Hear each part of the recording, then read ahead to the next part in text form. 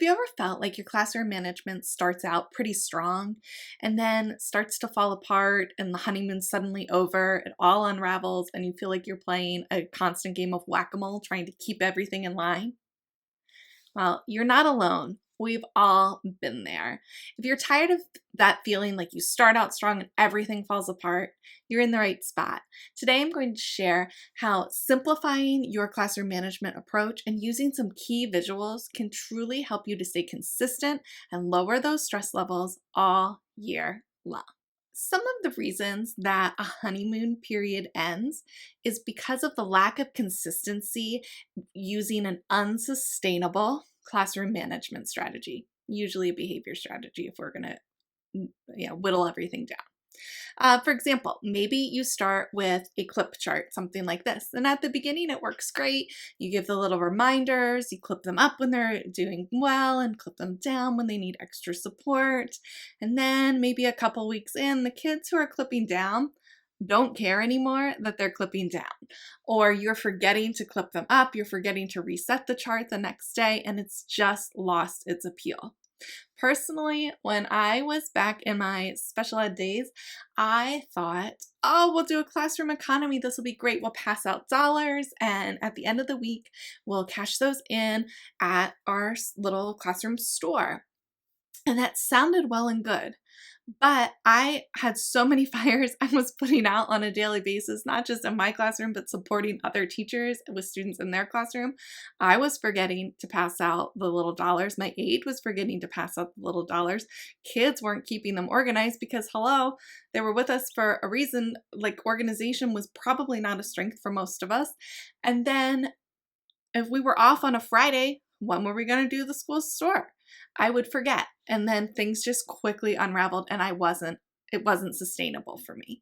And so I had to come up with some plans that were truly sustainable so that I could be consistent. Because the reason that honeymoon period ended because I stopped giving out dollar bills. So they didn't mean anything to kids anymore, because even if I would hand one out like once or twice a week, it didn't have the same meaning because it wasn't consistent. Consistency is the key to making systems work. When we use these complex and complicated systems as our behavior management backbone, if we have challenges in the classroom that keep us from being consistent with that, it just creates chaos. And if it's too complicated, like let's say you're doing a ticket system. I've seen like little gold tickets that teachers hand out, or maybe it's your school's PBIS system. I have thoughts, but we'll share that for another video. And, they have to earn 5 tickets to get to the party every month. And then if they earn a ticket, they get a spot on a bingo card. And if their bingo row happens to get called, then they get a prize. And it's all abstract. And in kindergarten, probably first grade, that doesn't make sense. They don't understand. And honestly, is it fair that if Susie earns 10 tickets and Joey earns 1, and his bingo row happens to be called by chance, he gets rewarded and Susie doesn't get a different reward? So anyway, that's complicated. That doesn't work. You're less likely to stay consistent because your kids aren't going to buy in because they don't know what's happening. They don't know how to earn tickets if you're passing them out willy-nilly. They don't know how many tickets they have. They don't understand that they need this many tickets to get to their reward.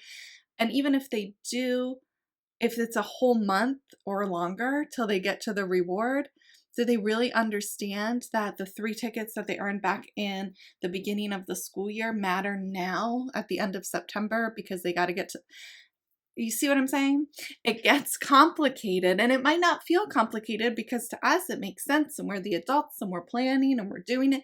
And once we get into things, it might start off really strong and you're passing out those tickets and you're remembering to do it. And then you start to slowly fall off the wagon if kids aren't bought in. And it can just become a huge mess, and then it feels like the honeymoon is over. And don't get me wrong, sometimes when the more comfortable kids get with you and in their classroom, the honeymoon period doesn't. It's a real thing. But part of the thing that contributes to that honeymoon period ending is our own inconsistency. It's just the facts. So, how can you be more consistent? In my classroom, I talked to you about how I used the little tickets in the school store and it just fell apart, right? So, what we decided to start doing instead, and that situation was a lot different because it was a small learning support classroom. We only had 7 or 8 kids, and it was a lot easier for us to sustain between my para and I. But we would just jot a quick note in their folder on days that were exceptionally good, like, had a great day, maybe a quick example, and that is just how it started to go. If we had great days, we got great notes home. And our Glow and Grow notes sort of stemmed out of those too in later years, but at the beginning, it was just as simple as writing a quick note. But if you have a classroom of 25 kids, that might start to be too complicated. So you have to find a system that works specifically for your students that you can be consistent with. And one of the keys to this is having a visual component. Let's chat more about what that looks like. First of all, to start all of this, to be consistent, you need to have fewer rules to enforce. If you have a list of more than 5 rules, probably too complicated and probably too challenging to enforce consistently. Just my opinion, I like to keep 3 to 5 rules at the max, and I chat more about that in another video, so you can go check out our school rules video for more information about rules that you can actually set and enforce consistently. But the other key component that I just mentioned is having a visual, and something like what you see over my shoulder. I'll give you a bigger picture here, like our build a reward charts can really help everybody to stay consistent. There's a couple of keys here that keep this simplified so you can rest assured that, like, okay, I'm going to be able to keep up with this. First of all, there's a lot of visuals going on here. We have our specific, I think I should move over here. Here we go. Our specific behavior goal. Picking one goal at a time to focus on simplifies everything. Okay, you may have a lot of behaviors that you want to extinguish in your classroom right now, but if you choose one, like working quietly, or maybe walking in the classroom is a challenge. Maybe you're having a problem with being mean and you want to focus on kindness or using kind words. Pick one specific goal and use a visual like you see here. That keeps everyone accountable and helps you to be consistent. And the other key here is using a visual chart so kids know how many more pieces they need to earn to get the reward and they can see it. That is so important, having that visual. And you see it every day too. If you keep this in a prominent spot in your classroom, you see it every day too, and you're more likely to keep up with it.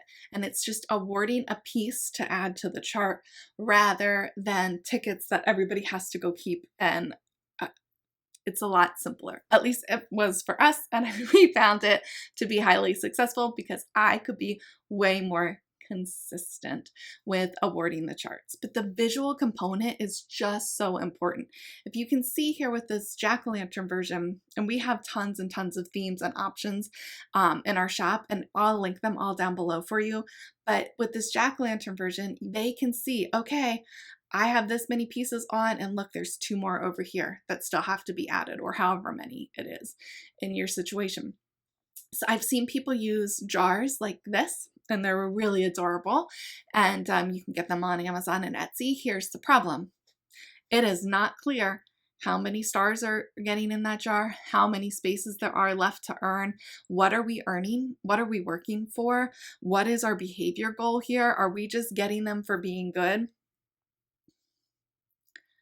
Full pause. It's important to catch kids being good, but it's more important to find specific ways they're being good. Catching kids being good is not a behavior goal. Being good is not measurable. Walking quietly is measurable. Using kind words is very easy to spot, right? But being good is way too general and means different things to different teachers. So having those specific goals and a visual component to go with it, that's the key to consistency and the key to making this last all year long for you. Okay, So our key takeaways here are that honeymoon period feels like it's ending because probably your systems are too complicated. So start with a more manageable system. Be a little bit flexible and move with your students. And if you use something like focusing on one behavior at a time, you can easily swap that out without changing your whole system, right? Your system stays the same. You can build a reward and your chart can change every month or every season or however often you want to change it, but the structure of that chart remains the same. So you're more likely to be consistent and more likely to hold everyone accountable. That's the key. And you want to use these visuals to help support you and your students in reaching those goals and help everybody to focus on the positive things that are happening in your classroom, which will limit your stress and help you to stay consistent all year long. All right, if you need some help getting started with manageable behavior systems that you can use consistently this year, please check out our links below. We have tons and tons of build a reward chart options, as well as a freebie that you can use and print and get started today. I truly hope that this can help you to avoid that honeymoon period ending and stay consistent with your behavior management all year long. If you've struggled with consistency or you have some other ideas of how to help to stay consistent in the classroom when it comes to behavior and classroom management, leave a comment down below. Please know you're not alone. All right, every class is different and brings unique challenges. So even if you're in this for 20 years and all of a sudden you've got a class that won't stop talking, we've all been there and we're all here to support each other. While you're down there leaving a comment, please like and subscribe so you don't miss our upcoming videos. And if you need to get in touch with me, here are the best ways to do that. All right, until next time, have an exceptional day.